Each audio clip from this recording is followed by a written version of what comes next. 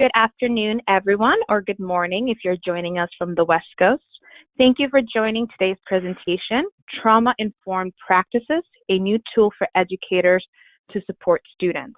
My name is Maria, and I will be your moderator today. Before we get started, I'd like to go over a few housekeeping rules. First, the presentation will be recorded.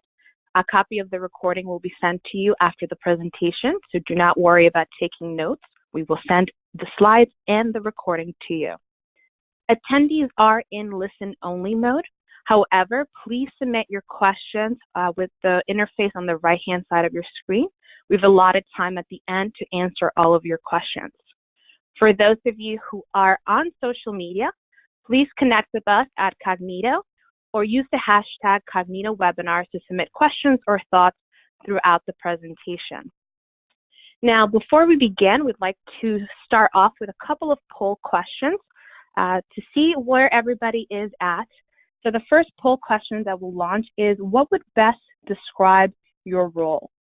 Superintendent or principal, student or pupil services, mental health professional, social emotional learning or PBIS coordinator, or prevention specialist. So we'll give you a couple of seconds for everybody to respond, and we will share the results.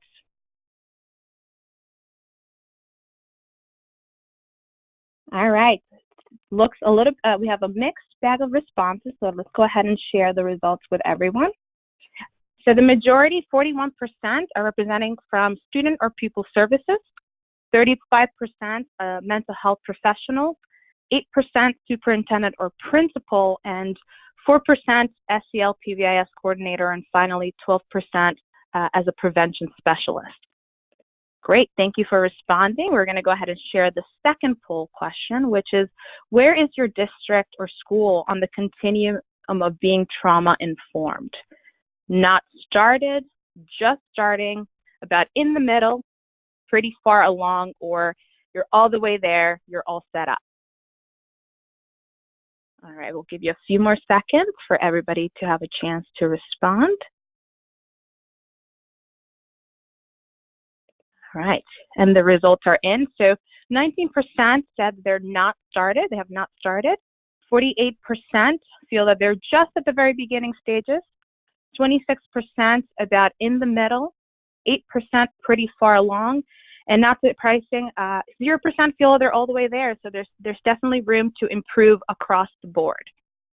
So thank you again for responding to the poll questions. With that, we're going to introduce our presenters today. So we are joined by three presenters.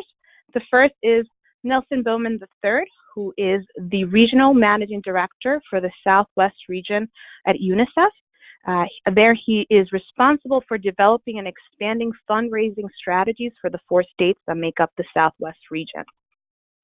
We're also joined by Janet Posmentier, who is the Director of the Center for School Mental Behavioral Health and Mental Health America of Greater Houston. In addition, she is an award-winning author, curriculum developer, trainer, and child advocate. Finally, but definitely not least, is Jennifer Spiegler, who is the Senior Vice President of Strategic Partnerships at Kognito. Here she leads engagements with state-level government agencies, statewide nonprofits, and school districts, overseeing a multidisciplinary team to support client marketing, customer experience, and simulation customization, as well as new simulation development. So thank you to our presenters, and I am going to go ahead and kick it over to our first presenter, Nelson, who will begin the presentation. Nelson, take it away. Oh, thank you. Thank you, Maria. Hello, everyone. And as Maria mentioned, thank you for joining us this afternoon. Or if you're in Houston like me or on the West Coast, thank you for joining us this morning. Hey, Maria, the slides, is it changing?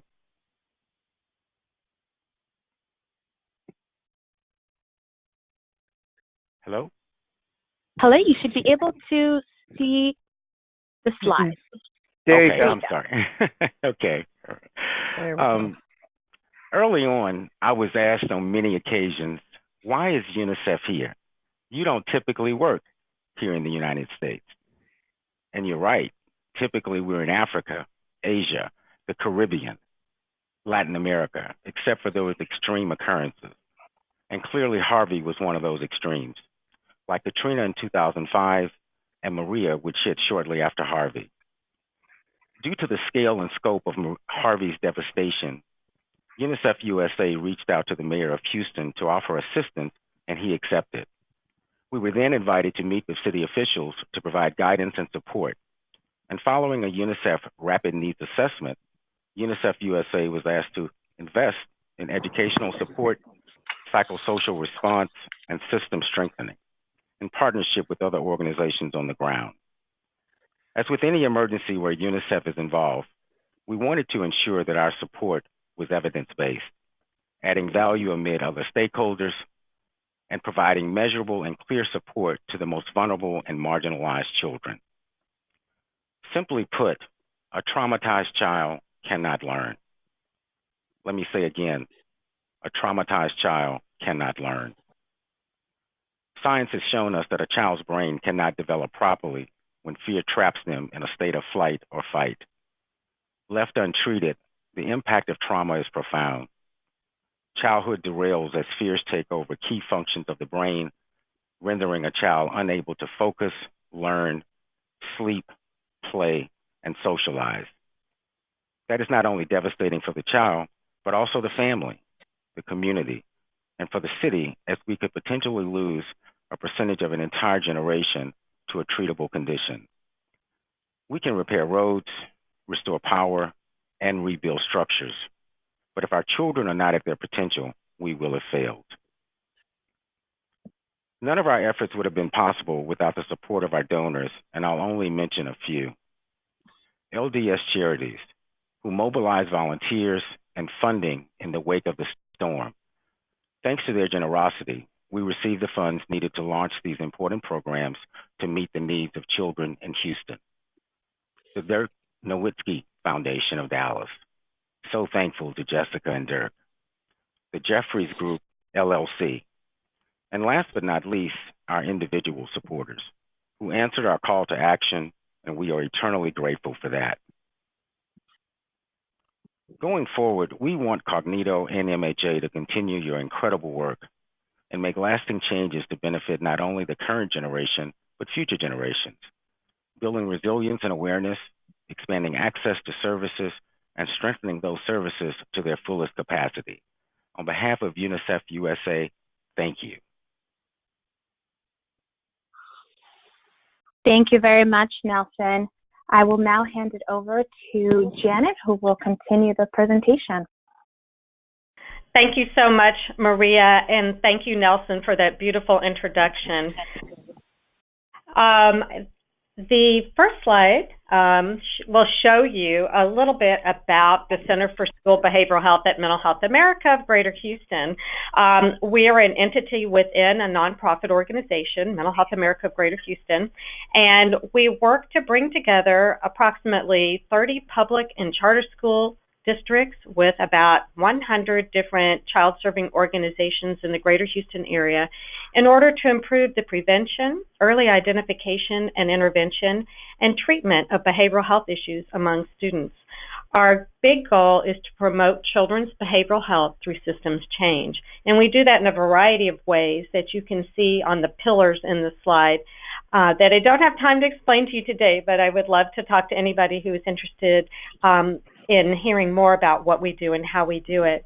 I want to let you know that the reason why I have this slide up here is because of our work bringing the school districts together to infuse behavioral health services in the schools is why we were called by the mayor's office, director of education, as the rain was still falling during Harvey, to come to their office when possible to be able to meet with UNICEF.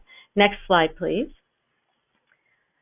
So here is what happened in Houston back in August of 2017. The picture on the top left there with the stop sign and the street names are right in the neighborhood that I grew up in. That was very heavily flooded and was also flooded actually 3 times in a row, 3 years in a row. And you can see at the bottom right, that image is always a very powerful one. It evokes a lot of emotion for me because it shows that the multicultural nature of our community and how so many people who were flooded themselves or left people at home that were flooded were there to help other people in the community, strangers that they didn't even know. And as Nelson said, so many people immediately came to our aid from all over the world. And we're especially grateful that UNICEF was one of those organizations that did so. Next slide, please. So as Nelson mentioned, there, of course, was a lot of trauma in our community, and it was a community-wide trauma. Of course, our children were affected, but not only our children, all the adults in the community were affected, even if they didn't flood, because of the devastation and destruction in our city and how it came so close for so many who were not even flooded as well.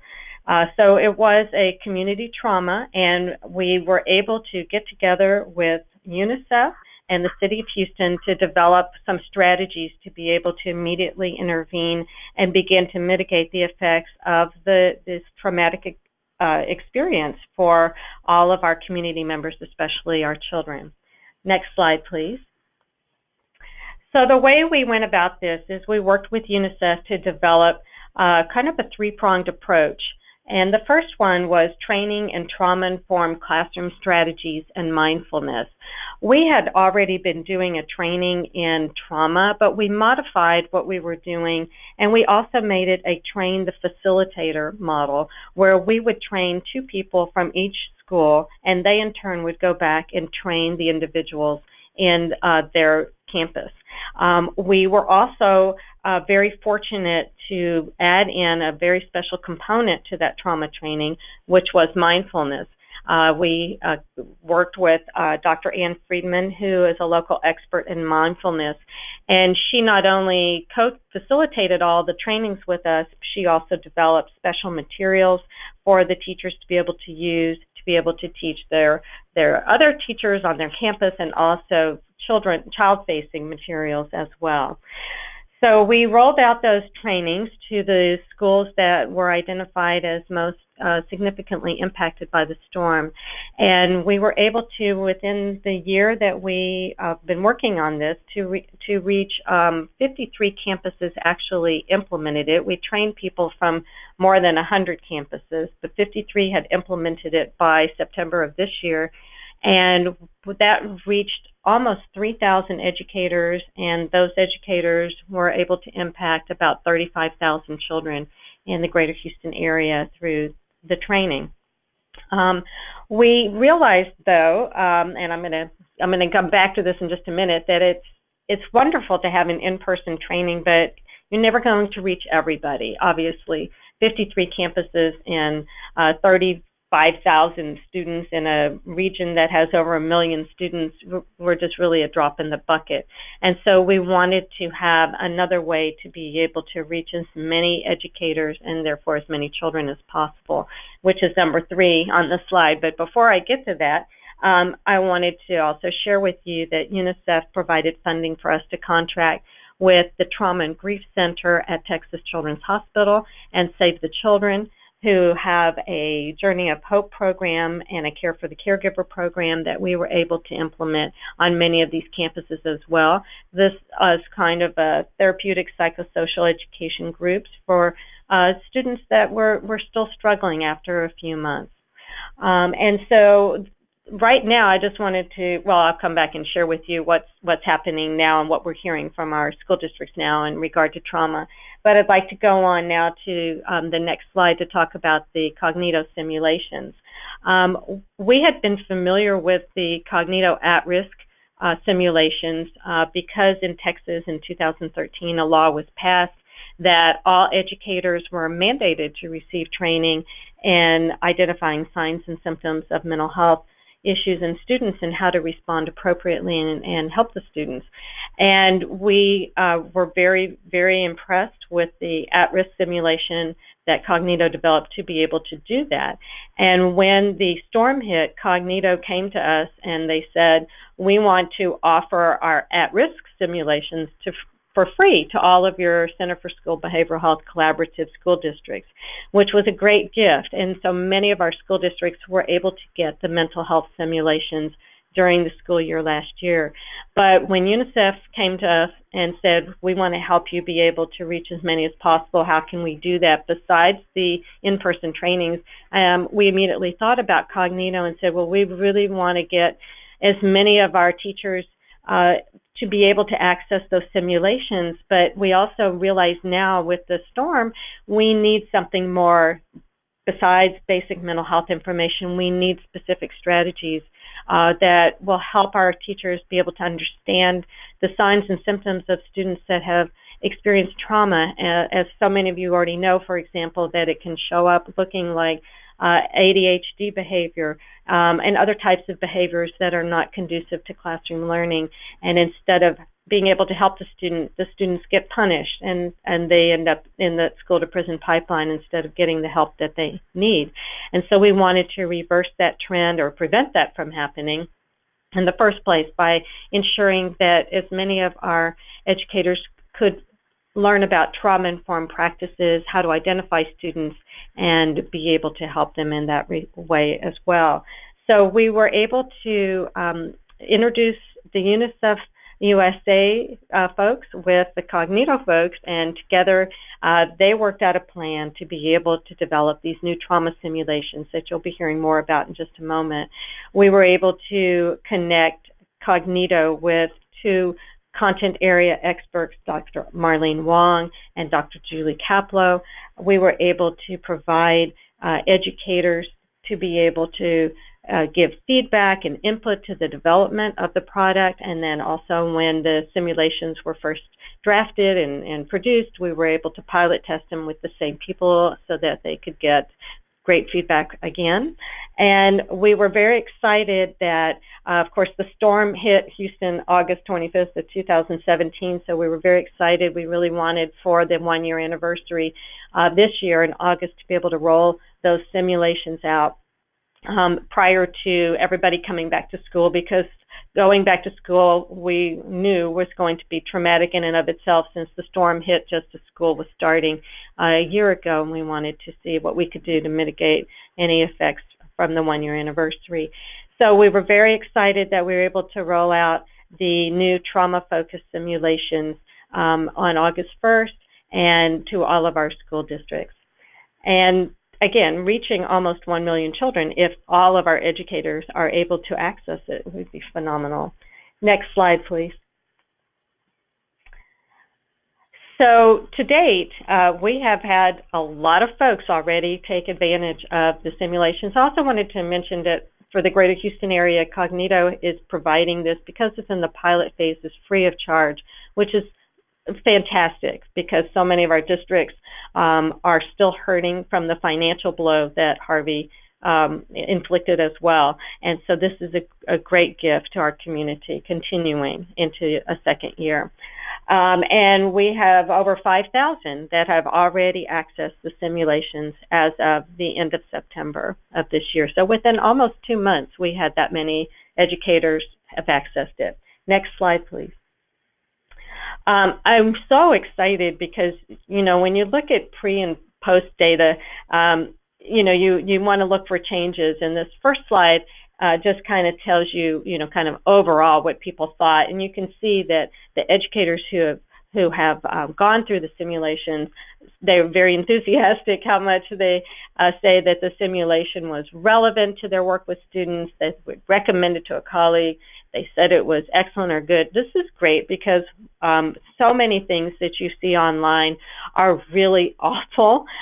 They are 22-minute PowerPoints that are narrated by somebody that an educator can just, you know, and I would do the same thing if I was a busy educator in the classroom, just put it on hold and do their work, come back, take a quick little quiz that you can't fail, and then get their certification that they went through it. Kognito is different in that the educator is interacting with an avatar, and it's fun, and it's engaging, and they're really learning how to have these conversations and how to identify what's happening with students. Next slide, please.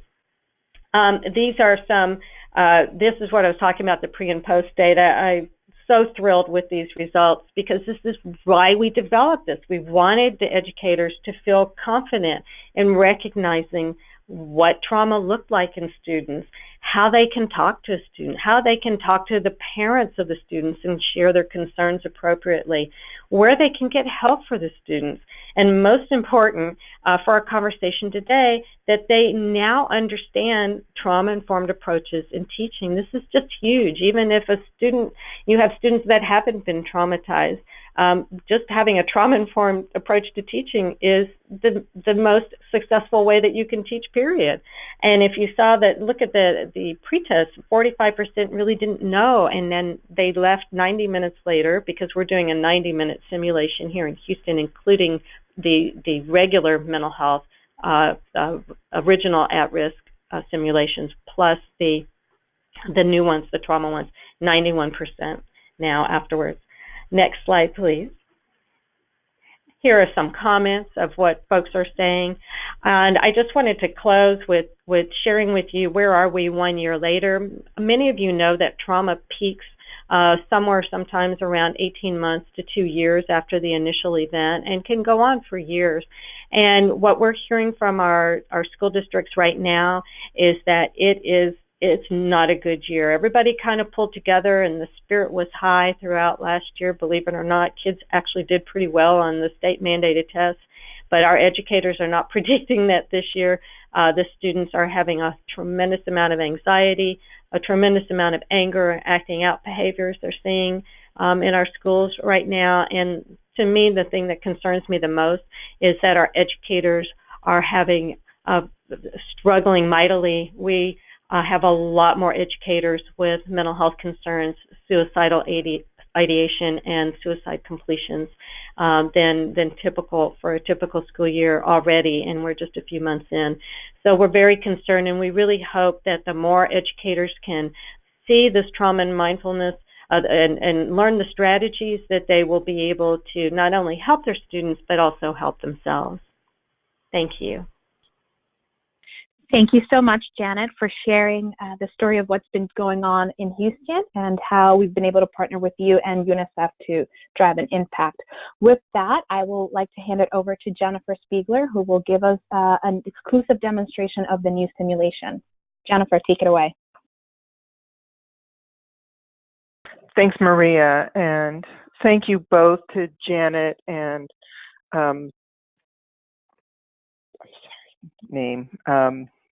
Nelson. Sorry, I'm so moved by Janet's presentation. You know, when the rain was falling in Houston, the first thing I did was write a note to Janet, and I said, "How can we help?" And you know, so we got involved, and we've been working with Janet for a long time. But you know, when UNICEF came to us to say, well, you know, we'd like there to be something, you know, at year one that really addresses trauma, we were very excited to jump in and do that and help. And as Janet mentioned, we had spectacular subject matter expertise from Marlene Wong and Julie Capello, and they were incredibly generous in offering their expertise and their time to the process of developing simulation. So, and you know, we've worked closely with Janet and the School Behavioral Health Collaborative partners in Houston to roll this out since the beginning of August, as Janet mentioned. So we're so grateful to these organizations because we can make all of the wonderful simulations that we want to, but without partners to move them into the community, they're really not doing what we built them for. So we're really excited about the results that Janet was mentioning, and really excited to share with you what that looks like with this today, the official launch of this program, Trauma-Informed Practices for K12 Schools. As Janet mentioned, Houston schools within the collaborative have this resource available to them at no cost, not through us, but through the generosity of UNICEF USA, for 30 months. So actually from 24 months from launch. So that really covers 2 school years. And we're hoping within that time, many schools and districts will take advantage of this opportunity to use these programs. And they're meant for schools, but they can also be used by other kinds of youth programs or the juvenile justice system, anybody who really wants to learn about trauma-informed practices. Next slide, Maria. So if you're not familiar with Kognito simulations, they're highly modular, they're all online, and what you don't see here is a menu of options there's a lot of didactic content that comes prior to the conversation that you will be engaging in, but the sort of secret sauce of the Kognito simulations are these animated virtual role play conversations. And in this simulation series, you will have 3 opportunities as an educator, 1 at each grade level, to interact with a student who has a different story to tell and is exhibiting different kinds of behaviors. So at the elementary level, you as the learner take on the role of Ms. Naiman, and she has Lucas, who's a 3rd grader, and he's recently become tired and distracted in class. Lucas's backstory, which you know partly, but you don't necessarily know everything, is that there was a house fire and Lucas's family was burned out of their house, and Lucas's family is now living with the grandmother. And there's a lot of stress and tension in the house, and they've moved quite far from the school, and there's a lot of arguing between the parents going on at night, and Lucas is really he's coming to class tired because he can't sleep. He has stomach aches because he's anxious. So it's a conversation for Ms. Naiman to really find out more about what's going on with Lucas, let him know that she's concerned about him, and help him find some ways to become more comfortable. In the second conversation at the middle school level, and we'll look at this together in a quick demonstration, is Charlie. And Charlie is a middle school student. She stopped participating in class, and sometimes, she doesn't respond at all. She's, a little bit become sort of a daydreamer, which is not characteristic of her, and you take on the role of Mr. Bauer. And in the third conversation at the high school level, you have Noah, who's a junior, and recently you've observed some behavioral changes. His grades have dropped, and you've become concerned about some fights that Noah's gotten into, both in the classroom and outside of school. So you need to find out what's going on with Noah. Noah's backstory is that he lost a brother in combat, and his parents are very eager for him to follow in the family tradition of going to West Point. So there's a lot of pressure on Noah, and he's having a hard time dealing with that.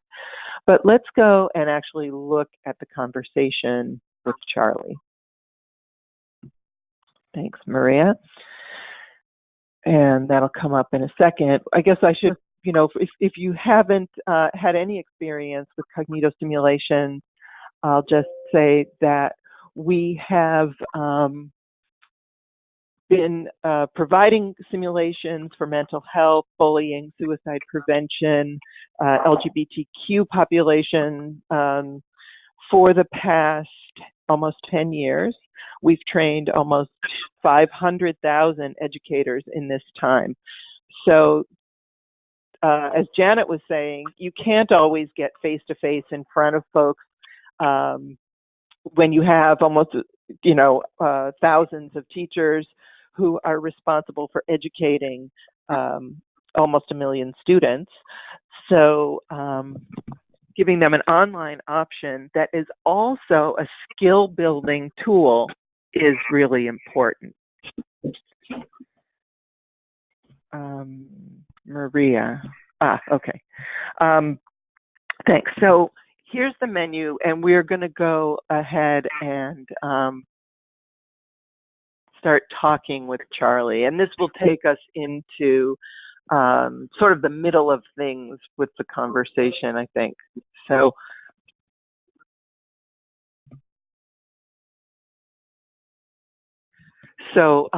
here we go. We're going to have some options to talk to Charlie, and Charlie is a virtual human who is has memory and emotion, and she's going to respond to Mr. Bauer's conversation like a real student. So let's look at, so you see we've got a number of topics and a number of options. In this case, let's just try discussing our observation. You've been acting strangely in class. You've been acting strangely in class. Acting strangely? Yeah, I don't know, just not like yourself. Can you tell me what that's about? I don't know. Okay, so you can see from Charlie's face, the feedback that her body language, everything is telling you that was not making her more open. And you can see at the bottom, we have some advice from our virtual coach. Acting strangely is subjective, so it wasn't clear to Charlie what you meant. It's also a negative label, which could make her feel judged.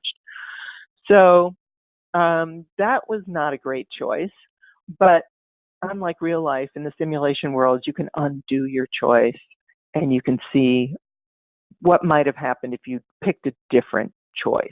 So we can continue to discuss our observation, but let's look at a different way of doing that. Maria, could you go back to discuss observation? Thanks. I've seen you looking off into the distance a couple of times during class discussions. I wanted to check in about that. Yeah, you told me that last week. I'm really sorry. I don't know why it keeps happening. You don't need to be sorry. It's just, you used to talk a couple of times every discussion and always had interesting things to say. Thanks. My mind kind of wanders sometimes. I'll try to do better. So what we haven't seen is that you had, before you got into this conversation, we had some coaching and goal setting, and three things had come up in the coaching and goal setting: asking open-ended questions, praising the student for things that they've done, and showing empathy. So here we've been able to do some of those things, and you can see from Jackie's feedback, this is a great way to start the conversation. Your observation was specific and factual, so Charlie knows exactly what you meant and feels sincere. It was also non-judgmental, which helps reassure her. So while she's still tentative and she still looks a little anxious, you've moved her a little bit forward. And sorry, Maria, can you go down to the meter? Thanks. So the meter shows you how you're doing in this conversation. In this case, we're metering on trust. And you can see that you've increased your trust with that choice. So let's go on and make a couple more choices. So let's see what next. We can get info, we can set expectations, or we can praise her. Well, we praised her a little bit, so let's set some expectations here. This is an honors class, so there are different expectations about discussion participation than in other classes. No, I'm really sorry. You've got to be able to keep up. Okay, so here's another feature of this simulation, which is listening to Charlie's inner thoughts. And you might think to yourself, well, that's not realistic, right? We can never listen to someone's inner thoughts.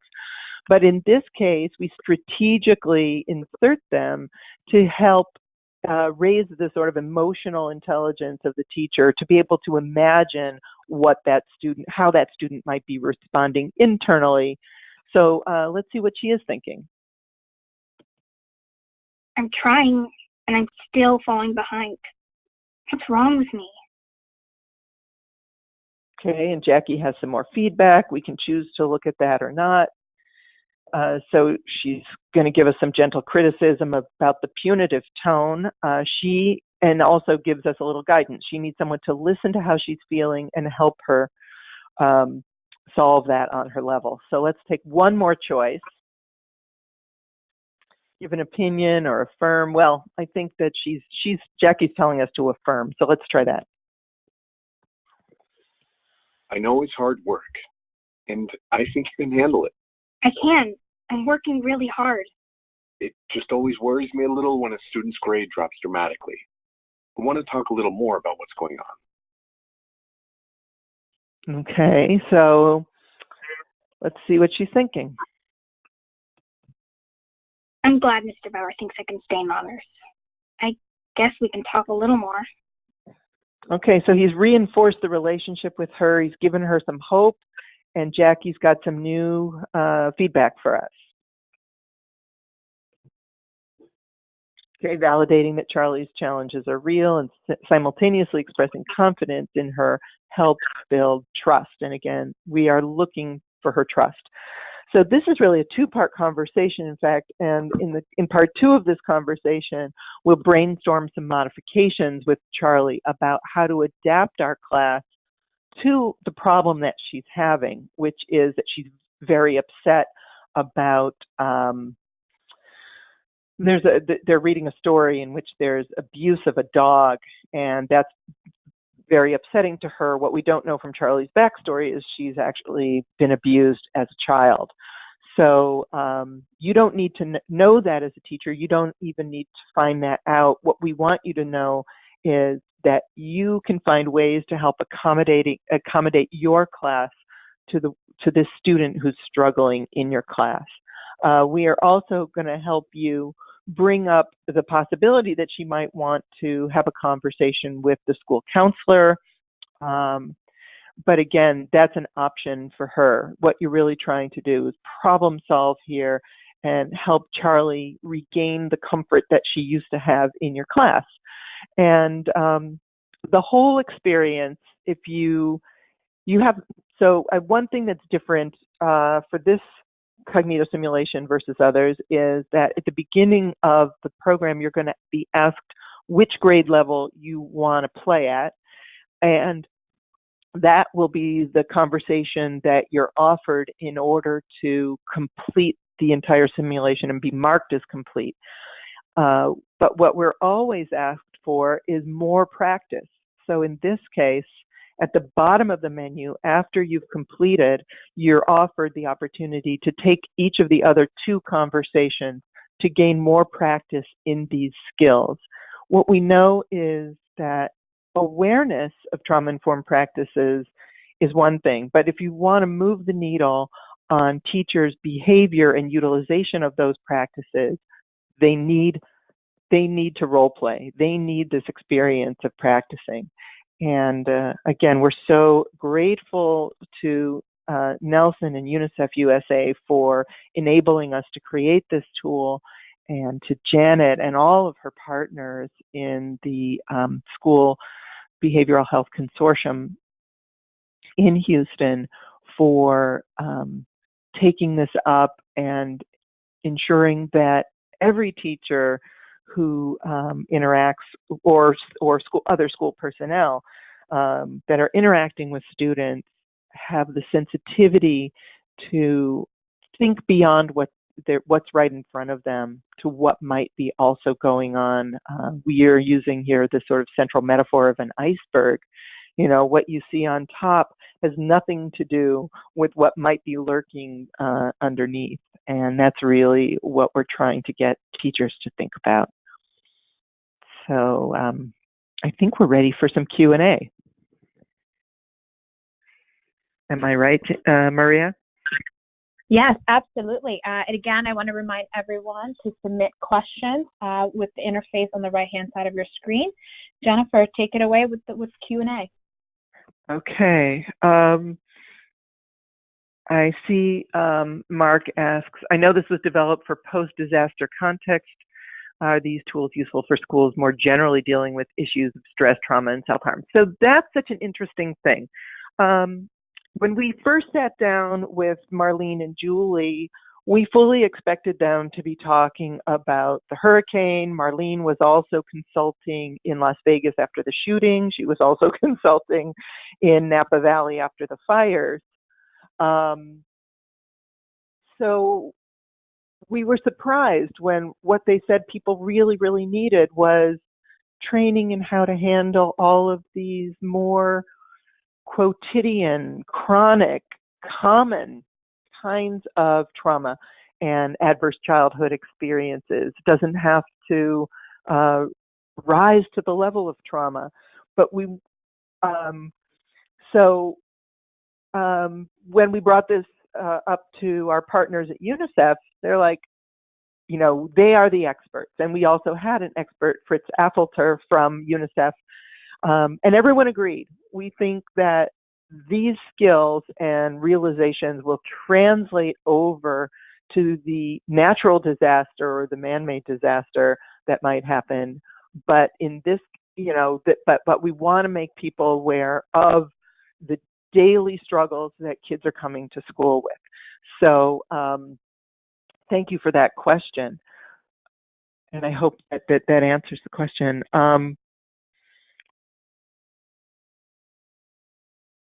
Let's see, what else?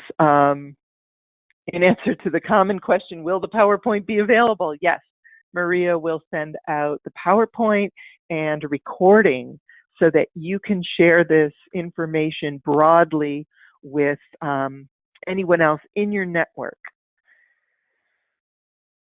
Is there any way to get a trial membership to show administrators?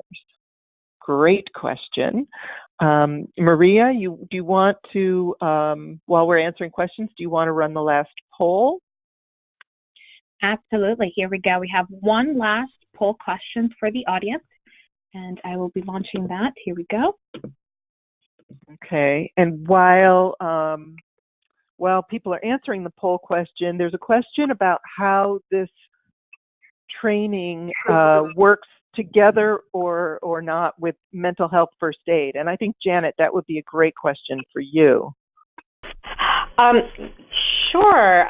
First of all, I just wanted to build on what you answered about the content not just being disaster specific. One of the things we hear over and over again is that so much of what we're seeing in the responses of children and adults right now is not necessarily just because of the storm, but because there was so much unaddressed trauma before the storm that now got uncovered. And so that's why I'm so pleased that, Dr. Wong and Dr. Kaplow also agreed that we needed to take a broad approach to trauma here. This is a really nice complement to mental health first aid. We do a lot of youth mental health first aid and adult mental health first aid trainings as well. And one of the things, if you're familiar with youth mental health first aid, it's wonderful. It's a great 6 to 8 hour in-person training where people get a really comprehensive view of mental health. At this time, though, the youth mental health first aid training does not include much specific information about trauma.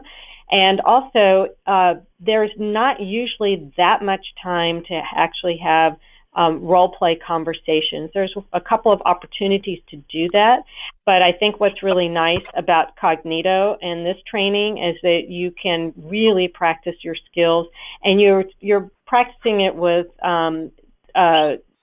expert-driven responses for both the children and the educator avatars. And I think it's a wonderful opportunity to really help people feel even more comfortable being able to identify and approach students that may be struggling. Janet, there's a question here about using a tool like this in universities for pre-service teachers. Absolutely. It would be wonderful as well to help the pre-service teachers. Let's see a couple questions here. So if you're in Houston and you don't know whether you're a member of the collaborative with free access, Janet, how do they find that out? Please have them contact me. And I think my contact information is up on the screen right now. So please just email me and I'll be very happy to talk with you about it. Okay, and we looked at the poll question. It looks like everybody, 94% of you would like to get a link to the simulation. We'll send that out with your recording and your slides. We'll give you a week and access to the full-length version of this program. So very happy to do that. In terms of cost, if you're not accessing it through the collaborative, the way Kognito simulations are, generally speaking, a subscription service of 1 year or multiple years, and the pricing is tiered pricing by school or by district based on teacher headcount, and the larger the pool of users, the lower the cost per user. We also take a public health approach in our pricing. So when we license to a school or district, we make the simulation available to all adults in the school community for the same price as the teachers. We would like to train everybody. I think the average district is going to pay between $10 and $15 a head, all in, including tracking, survey results, outreach materials. Maria, is there a web page up on our website for this product at this point? Absolutely. You can go on Kognito.com, and under our products, you will have access to information about the new simulation, as well as an opportunity to request demos if you want to share with friends and colleagues. We will follow up in the follow-up email as well. We do have a question here about outcome data beyond staff perceptions of their own skills. Janet's team is running an evaluation right now. I don't know, Janet, if you know if there's external validation measures. Right now, we're working to look at pre, post, and follow-up data to see how the simulations are affecting the teacher's ability to help the students within the classroom. So what you saw on the screen is preliminary pre and post data. We don't have any follow-up data yet, so probably we'll be looking at that this spring. I have Maria, can I answer a few more questions, or are we calling time? We will give 3 more minutes for final questions. Great. There's a question here about Native American users. We have very, very successfully used our at-risk programs in Native American communities and our Friend to Friend program in Native American communities. We'd be very happy to talk about use of this program. It's not culturally specific, but that doesn't seem to have impeded people from learning a lot of these skills. Let's see, if given the number, so here's a question. Is there any data ascertaining, oh, no, I don't think we have an answer to that. I'm going to move on, sorry.